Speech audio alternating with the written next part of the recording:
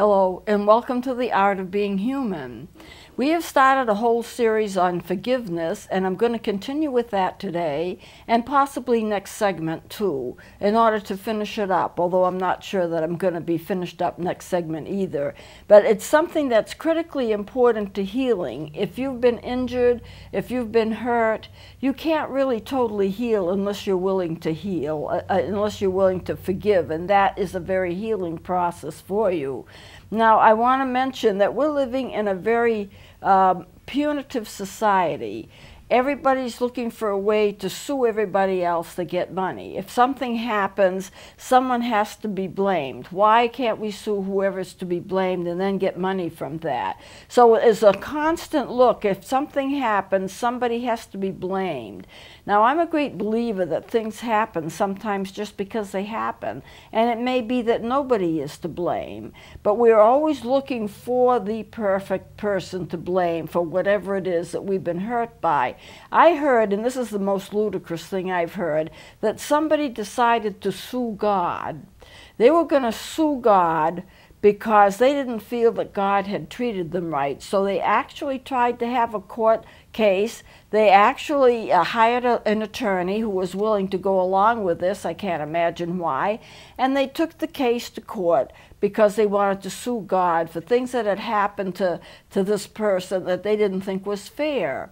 I can't imagine a judge putting up with this, and this particular judge that they appeared before didn't. And they canceled the whole thing as a frivolous case. It never went forward. And the reason the judge gave was the fact that you couldn't actually get God to come in and sit down and participate in the court proceedings. You couldn't have a personification of God sitting there that could be questioned and go through the court proceedings, so they dismissed the case. That's probably one of the most stupid things I've heard. But there are lots of times when we see that there are lawsuits that are conducted that don't make a lot of sense. People suing McDonald's because they gained weight. I mean, come on. And that's kind of funny in my eyes. But there are people who try to cause injury so that, and do it deliberately so that they can sue. They want to be injured themselves enough so they can sue a person and get money. I can remember traveling, and this involves road rage, of course, but I can remember traveling on a highway and trying to pass somebody who was really going too slow for that highway. And every time I got to the left of them to pass, they moved their car directly in front of me so I couldn't pass. And then they go over to the right, I go over to the right. And I tried it 2 or 3 times. The last time that I tried it, I pulled over to the left to pass. We were the only 2 cars on the road. The lady who drove the car in front of me got in front of me and stopped short. I don't know how she could have stopped the car that fast, but she did. She came to a complete stop. And I did too, and I consider it to be a miracle of God that I was able to stop my car as fast as she did. I never touched her. There was no accident. And as I learned later, she was hoping for an accident so she could sue me, because if I rear-ended her, that would be my fault, not hers. Now, I had a couple of accidents last year where I was rear-ended and I was injured, and some of the injuries won't heal, or they've healed as much as they will, but they won't heal anymore. So I have an ankle that'll probably never be much better than it is now. And the person who rear-ended me admitted it was his fault. His insurance company took care of everything, and I didn't have to pay out a penny for the problems that I had, although the long-range problems are still going to last. And one of my friends says, "Why don't you sue?" And I said, "I'm not going to sue." She says, "Oh, think of the money you could get if you sue. If I were you, I would sue." And I says, "But I'm not going to." The insurance coverage was adequate. It took care of what it had to take care of. And I'm just not out to get this guy. I mean, in order to want to get injured, in order to want to get hurt, for the purpose of suing somebody so that you can gain money, I consider that a very immoral act. It just doesn't make any sense, and I wouldn't have anything to do with it. But I do remember a person coming into my office when I was counseling, an elderly man whose shoelace was untied. And I happened to notice it as he came in with his wife. And I said, you know, your shoelace is untied. I don't want you to fall, because I didn't think he realized it was untied. And he says, oh, that's not good. He says, I was hoping you wouldn't notice. Then I could trip over it and fall and blame you and sue you for an untied shoelace, which is on his shoe. I mean, it doesn't make any sense. So what we have to do in terms of forgiveness, we've got to get past all that stuff. That stuff should have no part to play in our lives. But there are a lot of injuries that we have, a lot of things that hurt us that really are involved with another person being at fault. So what should we do then? We have to get past all of that, and we have to be willing to forgive. Forgiveness is pardon, it's clearing a debt, it's taking care of things, and it's more for you than it is for the person that you forgive. Now, what I need to mention, though, is it gets complicated. Forgiveness itself is not complicated, but it gets complicated because what we tend to do, if you think back into your past, you could have been hurt in your past in any way, and you could still be reliving that hurt today, which could have an impact upon your personality, so you're not a whole person anyway. Supposing that you were abused, supposing you had a bad injury, supposing you were hit by a car, and you ended up by being paralyzed in one part of your body or more, supposing you were in a wartime and you got injured in wartime, supposing you went to Vietnam, this could have happened several years ago, and you have a war injury, a service injury, supposing you have PTSD. There's all kinds of things that happen to us. That's just a part of being human. And I'm not saying it's good, and I'm not justifying it, but it happens to us. And what happens to us is that we relive those things even into our adulthood or years later. Supposing I'm abused as a child, I could, as an adult, still relive the abuse to the point that it makes up a part of my personality, and what happens is I'm reliving my past pain. Now, I really think this is critical, which is why I'm bringing it up, and I think I've brought it up before, and undoubtedly I'll bring it up again because I'll review some of these things as time goes on. If you have been hurt or injured in any kind of way, what will happen is that you relive that pain. If it's not resolved at the time that it happens, if you have emotional issues, they really need to be resolved at the time that they happen. If you're angry at somebody because they've hurt you, you need to resolve it then, not carry the grudge 15 or 20 years later.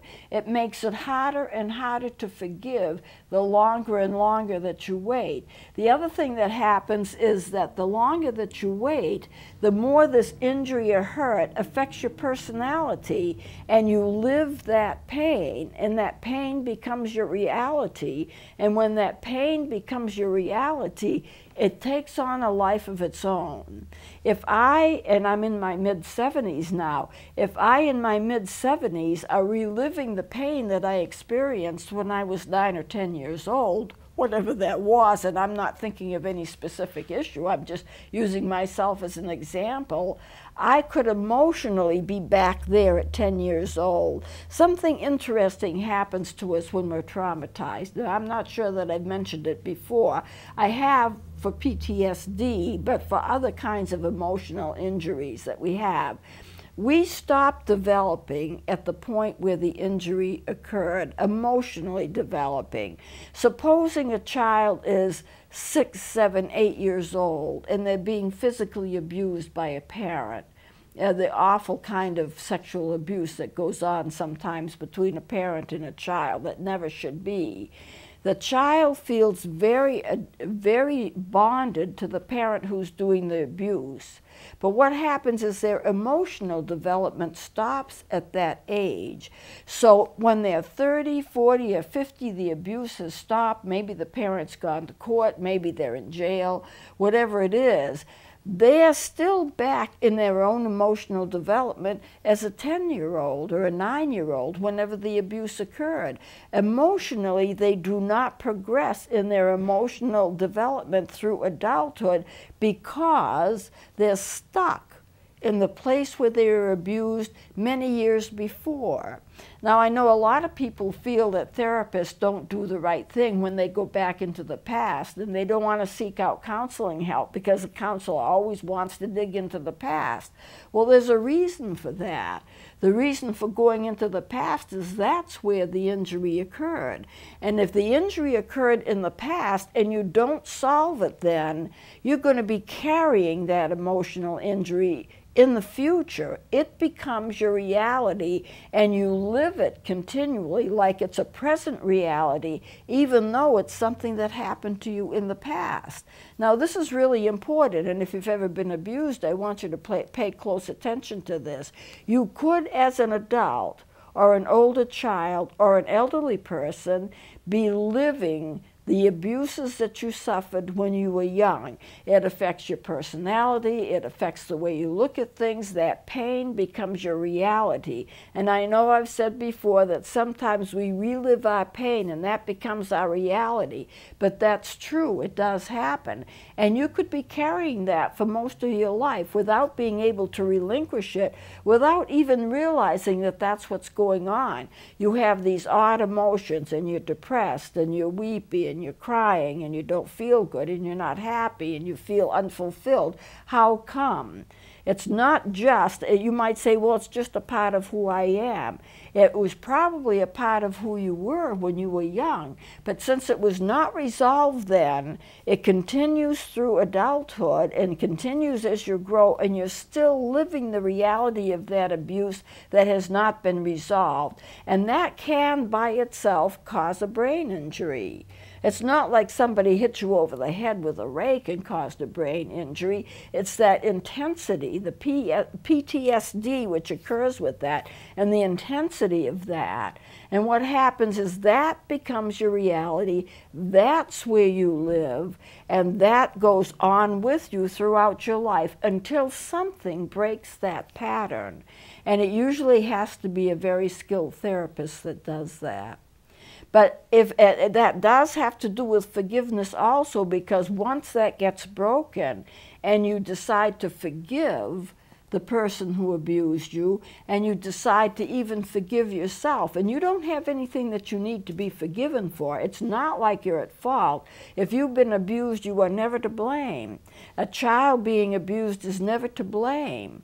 All of these things that happen to you, and there's no equal power base between a child and an abuser. So it's not like you have to be forgiven, but you may feel that you're at blame. Children have a unique ability of accepting blame for everything that happens to them. If they're abused, they feel it's their fault, even though it never is. So you can put that to rest. If you've been abused, it's not your fault. But you may feel that you have to be forgiven because you did something wrong. There are some times in our lives when we do things wrong and we need to forgive ourselves, and we need to accept the forgiveness that's given to us, and we need to forgive the person who caused us the emotional injury to begin with. But you also need to realize that you may be stuck in a younger level of your life than you need to be because you never resolved successfully what happened to you way back then. And it wasn't your responsibility, and it's not your fault. But if you have had issues in your past that are unresolved, you need to get them resolved, because it's not too late to do that. It's not too late to forgive, and you will find yourself being free. There's nothing like being free. You're not hammered down by something. You're not tied down by something. And if you are tied down by something that needs to be released, it needs to be resolved, you need to forgive, although I know it's difficult. But I want to bring up this issue of living out your past pain, because that is an issue. That's a health issue. It's a strong mental health issue. But it also involves forgiveness, in that to completely rid yourself of of that, you have to forgive yourself and you have to forgive other people. And you don't, when I say you have to forgive yourself, I don't mean you're in need of forgiveness, but you may feel that you're in need of forgiveness. I don't know how many kids I've talked to that have said, it's my fault, I didn't stop it. If you're a child, you can't stop it. If you're a young adult, you can't stop it. If someone is more powerful than you, you can't necessarily stop it, regardless of what your age is. You do not need to have forgiveness extended to you when you were not to blame to begin with, but you might feel better once you say, I can forgive myself. It's not that you need to be forgiveness, but if you extend forgiveness all around, you'll feel better. What you really need to do is forgive those that have hurt you, but that's going to take some time. And I think forgiveness occurs in different levels. The first thing is that you may need to be willing to forgive. You need to be made willing to forgive. And that sounds odd, but if you are willing to forgive, then you can become ready to forgive. And once you're ready to forgive, then you go through a process of forgiveness, which I think occurs in different levels until finally you truly do forgive and you let go of it. When you let go of that which has hurt you, you are so much better off, because then you will be free. And then you can live a life without always facing those haunting things. You know, I worked with a girl who was always afraid. She couldn't go downstairs. She could walk upstairs, but she couldn't walk downstairs. She was terrified. And there obviously had to be something that caused that. People go up and downstairs all the time. They don't think about it. It's just a part of our life. But when you meet a person that can go upstairs but they can't go down, they're terrified to go downstairs. How come?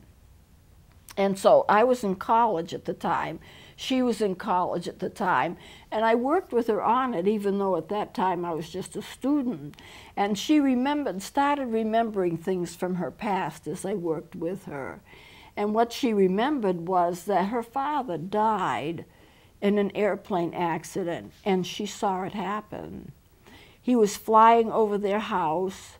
She liked to fly with him. She was very, very young. He didn't take her on this flight, but he promised her he would fly around the house and he would bank his plane. He would tip his wing to her.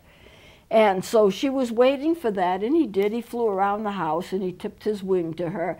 But then something happened and the plane crashed. It went down and the plane burned. You know, it caught fire and he died. She saw that happen. Now, as she grew up, she kind of buried the memory. You know, people say if it's so horrible, you'll always remember that which is horrible, so therefore you'll remember everything that happened to you that was bad. But that's not what happens. The worst things that happen to you, you bury. And when you bury them, you don't have any conscious memory of them, but they're in your subconscious. So she buried that memory, but she was always afraid. She always had fear. And then when she realized, and she started talking about that, what did the staircase, what does it mean? The staircase, you go up, it's like being in the air. When you come down, it's as if you crashed. You're coming down. It's like the plane went down and it crashed. And what it symbolized for her was the fact that her father died and he came down. And somehow she transferred this into her mind to going up and downstairs. That was a symbol for the thing that she was suffering from. And when that was released, she could be healed. She could walk up and downstairs. It wasn't a problem anymore. But see what she suffered from and see how long she suffered from it before she actually got any relief. And that's the sad part. The sad part is going through all of that, not being able to emotionally grow because your brain stops at that point, having brain problems and PTSD, not being able to recognize it because consciously you've forgiven it. I mean, consciously you have just forgotten it, and then having that come to light later on and being able to solve it, resolve it, forgive people who were involved. She might have needed to forgive her father. She might have been very angry at her father for dying. That happens as a normal part of the grief process. And so, you know, it all fits in together when you stop to look at it. It all fits in together. Once you resolve a lot of that, then you'll be able to forgive where you need to forgive, and you realize that you do not need to be forgiven for things that you were not responsible for. You can be set free. You're not in chains anymore. It's not like Marley, the person who worked with Scrooge in the Christmas special, and he says, I'm dragging on the chains. I have the chains and I'm dragging them. These are the chains I forged in life. You don't have to worry about that. You can be free. You can be totally free. You can be healthy. If you have a physical injury from the abuse, you may suffer from that, but emotionally you can be healthy again, and that's certainly worth all the trouble it takes to get through that and go back, forgive who you need to forgive, and then just get on with life. So I'm going to close it here. We're about out of time, and I will probably every so often go back to this because I think so many people who have emotional difficulties, some getting help, some not getting help, maybe there's a financial issue. If you can just realize, if you have problems, that your emotional balance, your emotional growth stopped at a certain point if you were abused, and it would have been the age of the abuse that it stopped. Or if you have PTSD, you can actually get a brain injury from that. And if you realize all of that, then you can start thinking you can be free. You don't have to stay stuck. And that's the good news about that. So I'm going to close it here. We'll continue with this next week. I hope you'll join me then.